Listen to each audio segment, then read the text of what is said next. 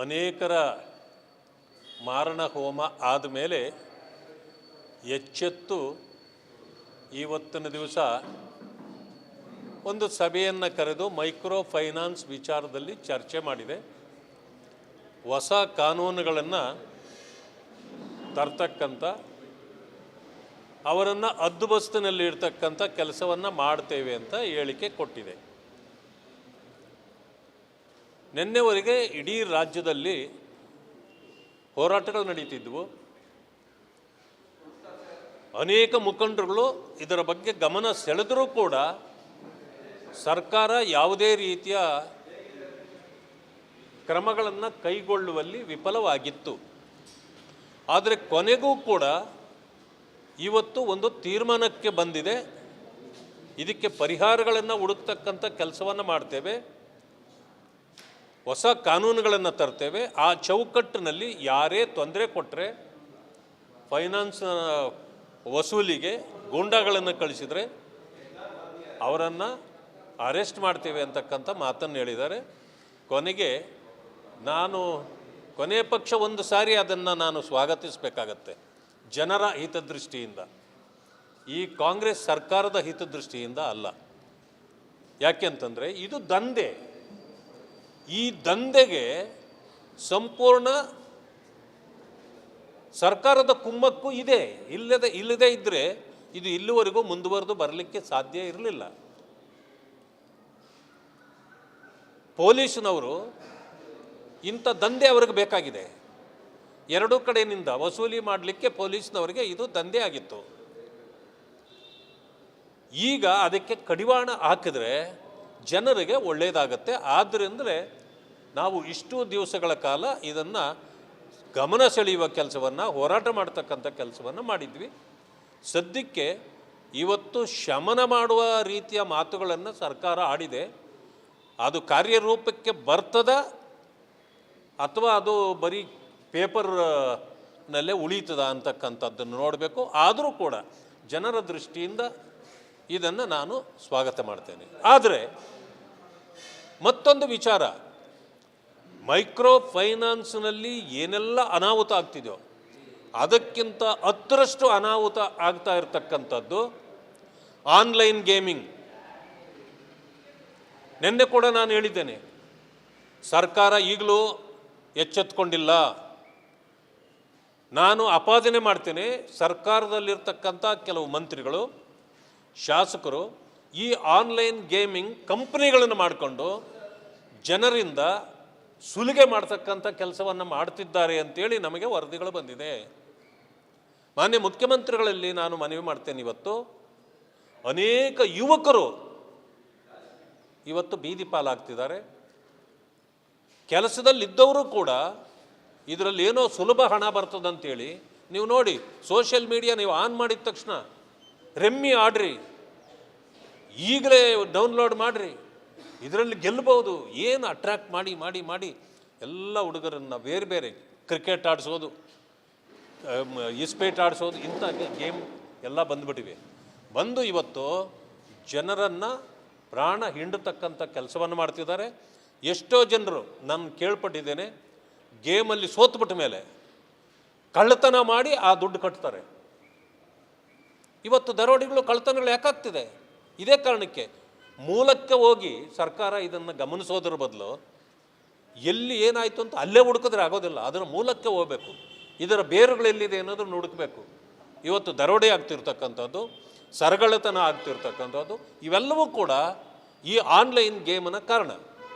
ಎಷ್ಟೋ ಜನರು ಕೆಲಸಗಳಿಗೆ ಹೋಗ್ತಿದ್ದವರು ಕೆಲಸ ಬಿಟ್ಟು ಮನೆಯಲ್ಲಿ ಕುಳಿತಿದ್ದಾರೆ. ಯಾಕೆ ಅಂತಂದರೆ ಅಲ್ಲಿ ಹೋಗಿ ಕೆಲಸ ಮಾಡೋದ್ರ ಬದಲು ಮನೆಯಲ್ಲಿ ಕೂತ್ಕೊಂಡೇ ಗೇಮ್ ಆಡೋದು, ಸೋತ್ಬಿಡೋದು, ಮತ್ತು ಅದಕ್ಕೆ ದುಡ್ಡನ್ನು ಎಲ್ಲಿ ಹುಡುಕಬೇಕು? ಮನೆ ಹಾಳು ಮಾಡಬೇಕಾ? ಇಲ್ಲ ಸರಗಳತನ ಮಾಡಬೇಕಾ? ದರೋಡೆ ಮಾಡಬೇಕಾ? ಈ ಪರಿಸ್ಥಿತಿಗೆ ಬಂದಿದ್ದಾರೆ. ಅನೇಕರು ಹಣ ಜಾಸ್ತಿ ಸಾಲ ಮಾಡಿಕೊಂಡು ಇವತ್ತು ಕಟ್ಟಲಿಕ್ಕಾಗದಿರ ಪ್ರಾಣತ್ಯಾಗ ಮಾಡ್ತಾ ಇದ್ದಾರೆ. ಇಂಥ ಪರಿಸ್ಥಿತಿ ಇದೆ. ಇದ್ರ ಬಗ್ಗೆನೂ ಕೂಡ ತೀಕ್ಷ್ಣ ಕ್ರಮ ಅವರು ಕೈಗೊಳ್ಳಬೇಕಾಗಿತ್ತು. ಅದನ್ನು ಯಾಕೆ ಇನ್ನೂ ಬಿಟ್ಕೊಂಡಿದ್ದಾರೆ? ಇನ್ನೊಂದಷ್ಟು ದಂಧೆ ನಡೀಲಿ, ಯಾರ್ಯಾರು ಇದರಲ್ಲಿದ್ದಾರೋ ಅವ್ರನ್ನ ರಕ್ಷಣೆ ಮಾಡುವಂಥ ಕೆಲಸವನ್ನು ಮಾಡ್ತಾ ಇದೆ. ಇದು ತಪ್ಪು. ತಕ್ಷಣ ಇದರ ಬಗ್ಗೆನೂ ಕೂಡ ಕ್ರಮ ಜರುಗಿಸಬೇಕು.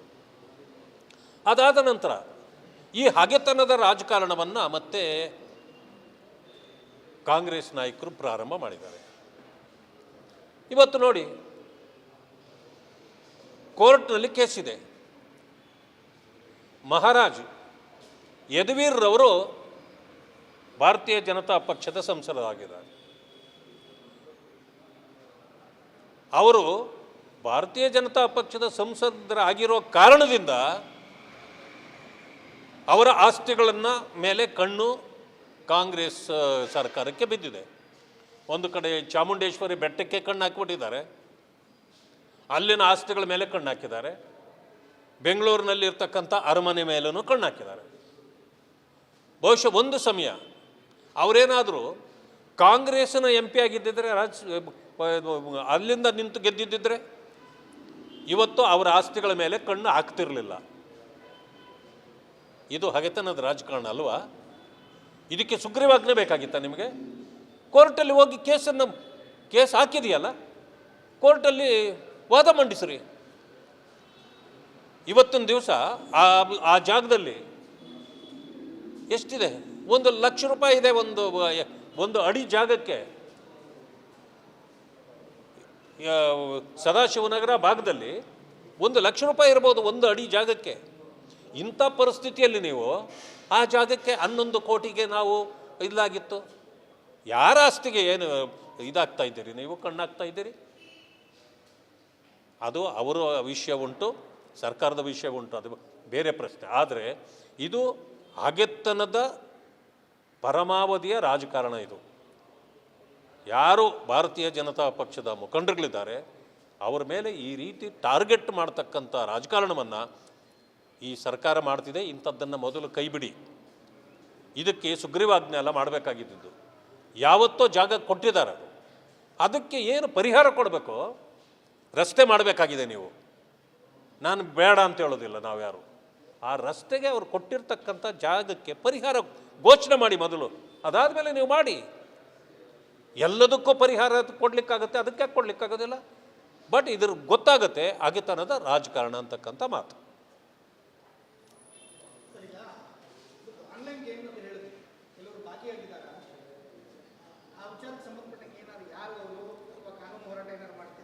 ನೋಡಿ, ಸಂಪೂರ್ಣವಾಗಿ ನನಗೆ ಮಾಹಿತಿ ಗೊತ್ತಿದ್ದಿದ್ರೆ ಮೊದಲೇ ಹೇಳ್ಬಿಡ್ತಿದ್ದೆ. ನಮಗೆ ವರದಿಗಳು ಬರ್ತಾವಲ್ಲ, ಯಾರು ಏನು ಹೇಳ್ತಾರೆ ಅದನ್ನು ನಾವು ಮತ್ತೆ ಕ್ರಾಸ್ ಚೆಕ್ ಮಾಡಬೇಕು. ಯಾಕೆಂದರೆ ಯಾರೋ ಹೇಳಿದ ಮಾತುಗಳನ್ನು ನಾವು ನೇರವಾಗಿ ಹೇಳಲಿಕ್ಕೆ ಬರೋದಿಲ್ಲ. ಅದಕ್ಕೆ ನಾನೇನು ಮಾಡ್ತೀನಿ, ನನಗೆ ಬಂದಿರತಕ್ಕಂಥದ್ದು ಇಂಥವ್ರು ಇದ್ದಾರೆ ಅಂತ. ಯಾಕಂದರೆ ಇದನ್ನು ಸರ್ಕಾರದ ಗಮನಕ್ಕೆ ತರಬೇಕು. ಯಾಕಂತಂದರೆ ನನಗೆ ಏಜೆನ್ಸಿ ಇಲ್ಲ, ಸರ್ಕಾರಕ್ಕೆಲ್ಲ ಏಜೆನ್ಸಿಗಳಿದೆ.